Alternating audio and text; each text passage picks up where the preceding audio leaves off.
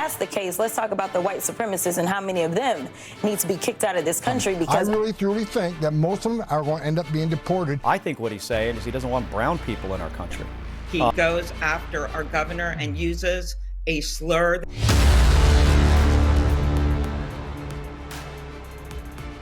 In today's video on this Sunday morning, Jasmine Crockett is calling for white supremacists to be deported instead of illegal aliens. Also, the president's decision to freeze asylum claims from 19 different countries has Democrats panicking, and Tim Walz responds to the president calling him a retard. We'll show you both sides to all these stories. Let's start with what Jasmine Crockett had to say. Take a look. this can't be America. But obviously in Trump's America, this is exactly what he wants. And the idea that one person can get out of line and commit such a horrific crime as shooting two National Guardsmen that never, ever asked to be here. In fact, we know the young lady that lost her life, specifically, we're saying that this is a waste of time, but now you want to go against every single immigrant. That doesn't make sense. And it's frankly not who we are, because if that's the case, let's talk about the white supremacists and how many of them need to be kicked out of this country, because I can guarantee you, I can track down more crimes that they've committed, because overall immigrants have a lower crime committal rate than white supremacists. But we don't want to talk about that in this country. All right, let's understand full picture here. The president has issued a freeze, 19 countries in total when it comes to asylum and the refugee program. This has prompted people like Jasmine Crockett to come out against the president by saying that he's punishing everyone because of the actions of a few. What happens, though, if the actions of a few comes from 15 to 20 million immigrants who immigrated to this country illegally over the course of a few years? Yeah, see, that's the issue right there. Even if we follow their logic, I mean, the numbers are astounding. You see, if you only had 1 million people cross the border illegally over the past 4 years, that'd be one thing. We're talking about 20 million. Some people say 30, some people say 10. Let's just split the difference. And one more thing before we go to the next clip here. Did she just admit that she would like to see American citizens deported? I find that to be interesting, because they accuse the president of wanting to do that. She just admitted to literally wanting to deport American citizens. I don't know. All right, let's go to Chrissy Nome and hear what she had to say. Take a look. If you remember, during that operation when Afghanistan was abandoned, people were just put on aircraft and brought to the United States. And the administration said at that time that they would vet them when they got here. And so they did, but they didn't do a thorough investigation. What they did was check a few names and a few data points. But what President Trump has put in place now for vetting is biometric information, checking social media platforms, communications, contacts, matching up dates of service. That was never done under Joe Biden. He didn't do that. In fact, he brought people to this country and then just said, well, we'll vet them later. Okay. And that's how things like this happen. If you remember, this individual's application to be in this country started under the administration of Joe Biden. The information was gathered under the administration of Joe Biden, and the consequences of this horrific shooting and death of Sarah lays directly on the shoulders of Joe Biden and his administration. So this is what my perspective has been, just in regards to immigration and this entire situation that took place that led to a tragedy, and that is enforcement. The prior administration lacked enforcement. I think they knew exactly who this suspect was. And I don't for a second believe that our intelligence agencies were not aware of who came from Afghanistan. I think they were aware. I just don't think they were allowed to enforce common sense, which is why would we allow this amount of people to come into our country? Why would we allow this person not to go through this vetting process? I just don't think they were allowed to do their job. It's the same thing what happened on the border. I just don't think they were allowed, particularly Border Patrol agents, they were not allowed to do their job properly. Now they are. And of course, the left, they're freaking out about everything, including this freeze, which leads to this clip where you have Mark Kelly and Dana Bash complaining about it all. Take a listen. He said he wants to re-examine the status of people who are in this country legally, which may include naturalized citizens, blocking migration from, quote, third world countries, pausing all asylum decisions from any country, and calling for, quote, reverse migration. Well, I think this is consistent with what we've seen from this president to date, rounding up people in their community. He said he was going to go after drug dealers, gang members, criminals. What we've seen so far is a little bit of that and a lot of just breaking up communities, going after people like Kelly Yu, who is in an ICE detention center in Phoenix who I visited who is a business owner. She's got 70 employees. She fled China 20 years ago, fleeing communist China, came to this country. She is undocumented. Her mom's a U.S. citizen, her kid's a U.S. citizen, sister's a U.S. citizen. She has a deportation order. She is no threat to anybody. There are hundreds, if not thousands or tens of thousands of these people. But these are legal immigrants that he's talking about. And He's kicked out legal immigrants already. This is kind of more of the same from this president. When he says things like third world countries, what is he really saying? I think what he's saying is he doesn't want brown people in our country. This is why they use the word undocumented, because it allows you to be distracted from the truth.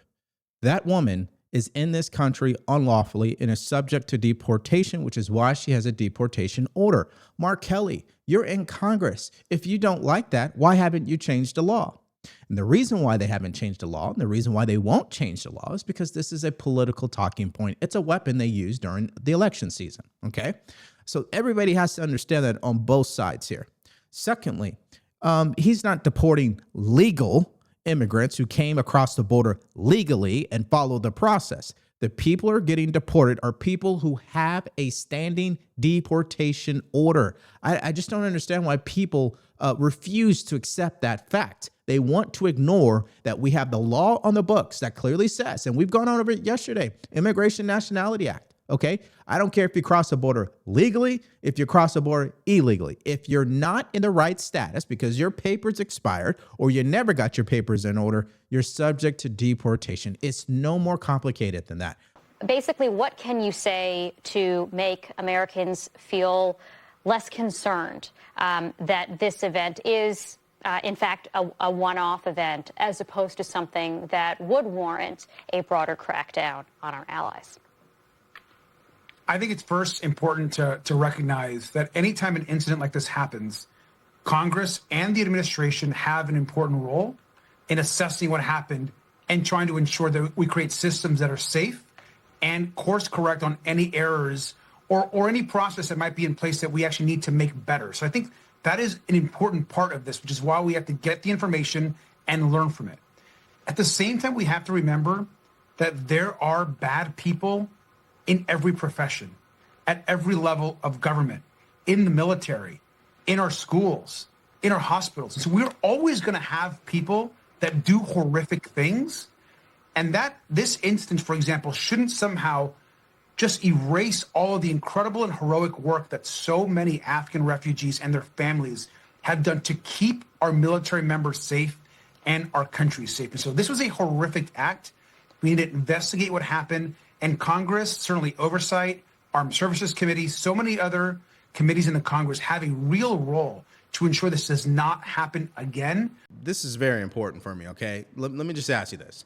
How many times have you received spam calls, spam text messages, and you're sitting there wondering, how did they get my information?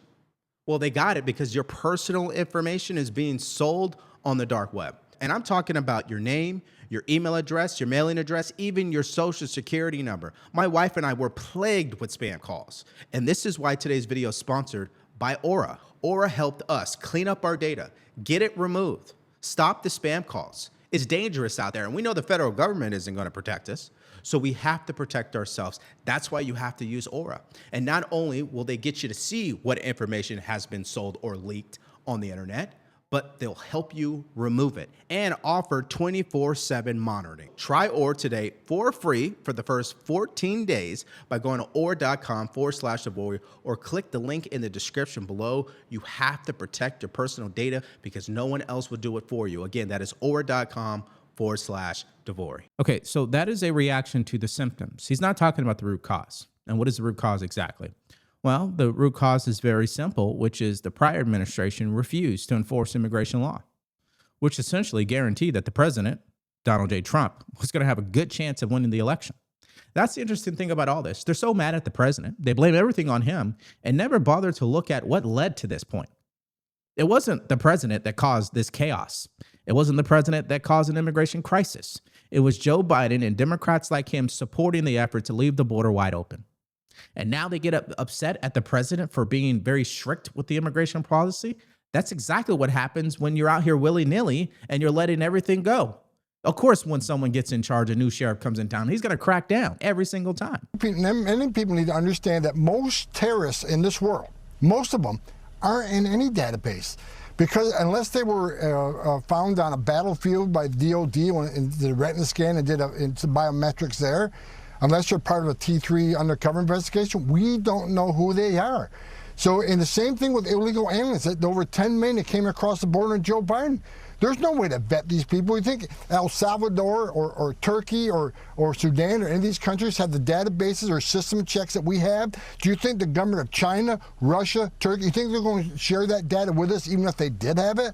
There's no way to clearly vet these people, 100% that they're safe to come in this country from these third world nations. President Trump's doing the right thing, reviewing every one of these people that came under the Biden administration and drilling down on them. I really, truly think that most of them are going to end up being deported because we're not going to be able to properly vet them. That last point by Tom Homan is what keeps Democrats up at night.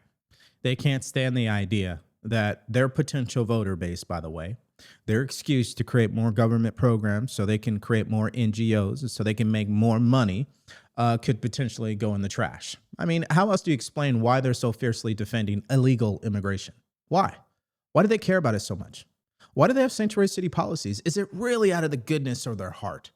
Or is it another way to make money and more power and more influence? I think we all know what the answer to that question is.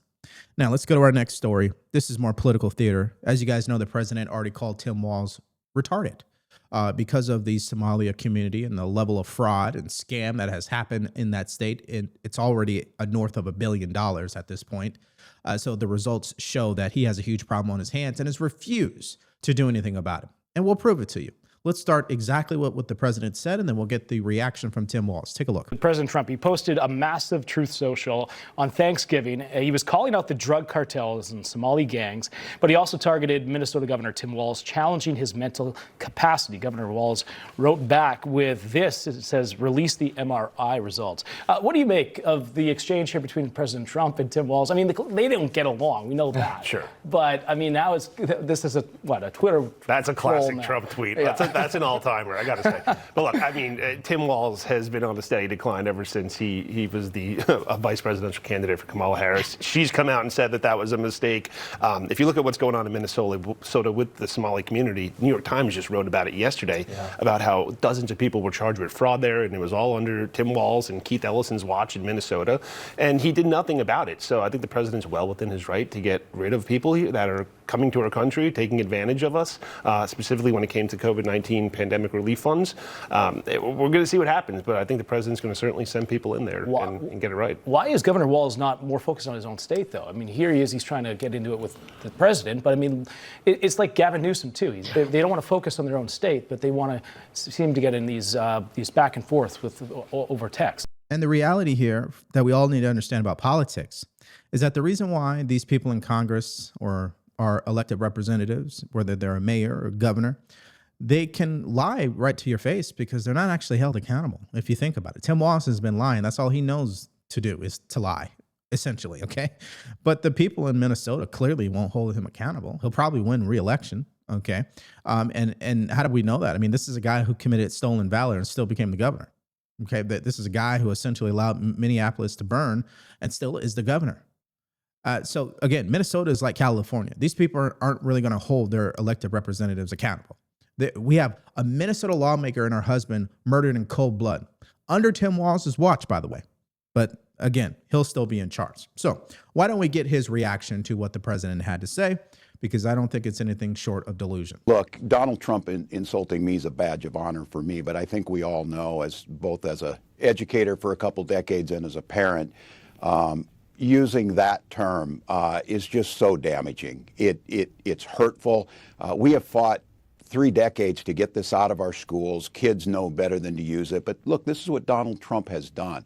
He's normalized this type of hateful behavior and this type of language. And mainly, look, at first, I think it's just because he's not a good human being. But secondly, to distract from his incompetency. Okay, so Governor Tim Walz is entitled to his own opinion, of course, but it's dripping with hypocrisy. This is the same guy who obviously assassinates President Trump's character every chance he gets and then cries about it when it happens to him. Isn't that interesting coming from the Democrat Party, who continues to hold themselves at a high level when it comes to morality? They think they can't do anything wrong. They think what they're doing is the right thing, even when they call him fascist, Hitler, Nazi, every term in the book, white supremacist. But when he calls somebody a retard, oh no, hey, wait a minute, that is a red flag. We can't use words like that. Well, wait a minute, if we can't use words like that, then why would you call the president a racist or a white supremacist? Is that okay? I suppose so. I do, before we move on, want to give you a chance to respond to something else that the president said. He said that Congresswoman Ilhan Omar probably came to the U.S. illegally, mocked the hijab that she wears, and he called your governor, quote, retarded. These words shouldn't even be repeated by anyone, much less a president of the United States. Again, he goes after people because they look different than him. He goes after our governor and uses a slur that, by the way, has now led a legislator in Indiana who has a kid with disabilities to say that he's not going to vote with him on the redistricting vote in Indiana. These are the kinds of things he does. And they try to tear people apart, but as we saw from the midterm elections, it's not working. People look at their grocery bills, they know who to blame. They don't want to see the chaos. They don't want to see the corruption. They mourn for the loss of this National Guard member, but they do not believe you should use it to turn away 24 million people who are already in this country, who are naturalized citizens. Okay, are you guys paying attention? It's now a slur to call someone a retard. You know, it's so interesting, the world we live in. You can't call someone a faggot. You can't say someone's gay. Now you can't call someone retard. What else is next? I can't criticize anybody. Is that what it's come to at this point? But hey, they can criticize the president up and down, and not just him, but people who support him. Understand something. This is the party that supports cutting off family members if they voted for the man. So I think they are more toxic than people who actually support Trump, at least from our end. Listen, if you want to have a difference of opinion, we're more than welcome to have you at the party. We have no issues with that. But if we are the ones with the difference of opinion and we come to their party, now that's not going to work because they call us bigot and racist. And now I guess the word that we can't use is retard. Okay. All right, well, let's go to this next clip because his interview with Kristen Welker continues. This time, he is making excuses and defending the Somalian community. Take a look. Speaking of the Somali community, President Trump is targeting them and your state in part. He's citing fraud as the reason for his crackdown. Dozens of people of East African descent have been charged, convicted, and sentenced for stealing more than $1 billion in taxpayer money from government programs during COVID. As you know, Governor, that is more than Minnesota spends each year to run its Department of Corrections. So I want to give you a chance to respond to this. Do you take responsibility for failing to stop this fraud in your state? Well, certainly I take responsibility for putting people in jail. Governors don't get to just talk theoretically. We have to solve problems. And I will note, it's not just Somalis. Minnesota is a generous state. Minnesota is a prosperous state, a well-run state. We're AAA bond rated, but that attracts criminals. Those people are going to jail. We're doing everything we can. But to demonize an entire community on the actions of a few, it's lazy. And as you heard Senator Kelly say, this president has cut a lot of inspector generals. He's cut programs that could help us tackle this on. So we'll take it on. We'll put folks in jail. I don't care what your nationality is. I don't care what your religion is, your color. If you're committing crimes, these are programs that were meant to serve students with autism, to housing, and to making sure people had enough to eat. Okay, let's just focus on the merits of what he's saying. He says his job is to solve problems. Clearly, he hasn't been solving problems because we got over $1 billion in fraud over the past 5 years under his leadership. So what problem are you solving exactly?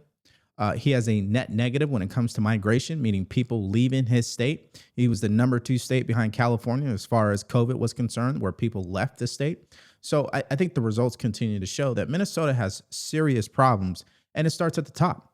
Now, he can go in front of a camera and still continue to claim that Minnesota is this great state and Minnesota is #1 in this and Minnesota is #1 in that, but the numbers don't lie, okay? The numbers just don't lie. Oh, Governor, let me have you weigh in on this, because part of your initial response to President Trump's post was to call for him to release the results of his MRI. And I want to give you a chance to give our viewers exactly a sense of what you mean. What exactly were you suggesting by that, Governor? Well, here we got a guy on Thanksgiving where we spent time with our families, we ate, we played Yahtzee, we cheered for football or whatever. This guy is apparently in a room ranting about everything else. This is not normal behavior. It is not healthy. And presidents throughout time have released a couple things. They've released their tax returns, not Donald Trump, and they've released their medical records, not Donald Trump. And look, the MRI is one thing, but I think what's most concerning about this is, as your viewers out there are listening, has anyone in the history of the world ever have an MRI assigned to them and have no idea what it was for, as he says? So look, it's clear the president's fading physically. I think the mental capacity, again, ranting, crazily at midnight on Thanksgiving about everything else, there's reasons for us to be concerned. This is a guy that randomly says the airspace over Venezuela is closed. He's ruminating on if you could win a nuclear war. Look, this is a serious position. It's the most powerful position in the world. And we have someone at midnight throwing around slurs. Yeah, that's political theater, guys. I guarantee you, when he's not in front of the cameras, that is Tim Walz, he's ranting just as much as the president. The difference is the president has the balls enough to go on social media and post it publicly and let people know exactly where he stands. See, that's why he earns more respect than someone like Tim Walz. Tim Walz represents the establishment, these politicians who've been doing it their entire lives, who think they're above approach, who think that their shit don't stink. But the reality is Tim Walz and the rest of them on both sides of the aisle are ranting just as much as the president. The difference is they'll never say it in front of a camera, which is why they lack authenticity, which is why they have no business being in a leadership position, in my opinion. But you know what? I want to hear your opinion in the comment section below to both of these stories today, starting with obviously this announcement from the president where he is freezing all asylum claims in 19 different countries. Do you agree with that decision? And what do you make of the reaction, particularly from CNN and Democrats who are now panicking over this move? Secondly, what do you make of the president calling Tim Walz a retard? Do you believe that is a slur now in today's world? And if it is a slur, do you not want to hear that from your commander-in-chief? Just give me your thoughts about all of that in the comment section below. Now on to our next story. Yesterday, Border Patrol agents were trapped in a parking garage in New York City because rioters broke out, blocked them from leaving, which led to the local police department showing up and having to arrest them. If you guys missed out on that update and more from yesterday, all you have to do is click on that video because it's coming up right now.